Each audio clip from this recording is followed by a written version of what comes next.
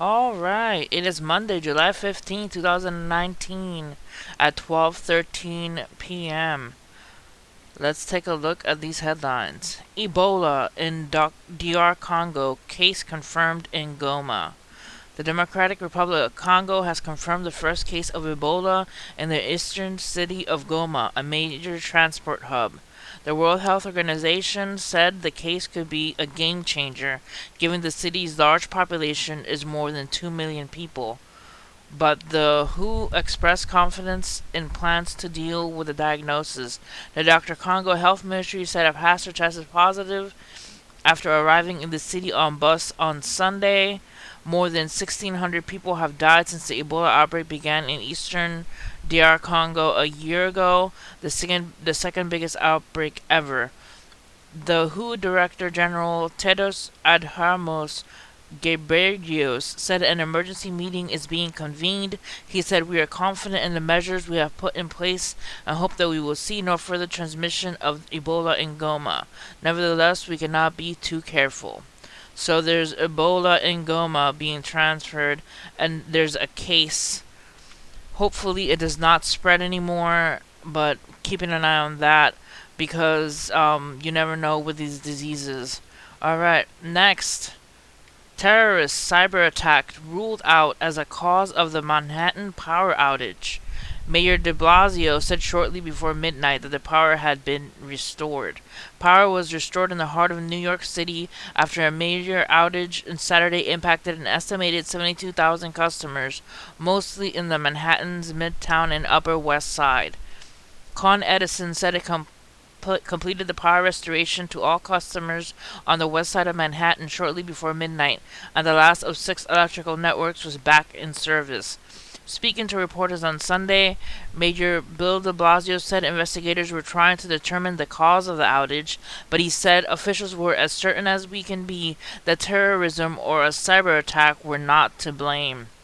Alright, so maybe it was just a blown up machine or something that caused the power outage, and it wasn't terrorists.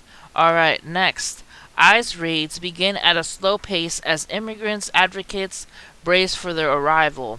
Trump administration officials said on Sunday they defended the need for the immigration raids even as they remain tight-lipped about details of the expected action. The Trump administration has begun immigration raids as part of an operation expected to target 2,000 immigrants over the next few days, a senior U.S. official told NBC News on Sunday. So far, the pace has started slow. The officials confirmed a handful of arrests have taken place, but the exact number was not immediately clear. The raids are expected to take place in as many as 10 cities. Earlier Sunday afternoon, there was little evidence of massive immigration enforcement operations as immigrant communities prepared for their arrival. Alright, so the raids have started at a slow pace. Alright, next. Tennessee man dies after contracting flesh-eating bacteria. A Tennessee man died last week after contracting Vibrio vulnificus, a flesh-eating bacteria, while swimming in Florida, his daughter wrote on Facebook.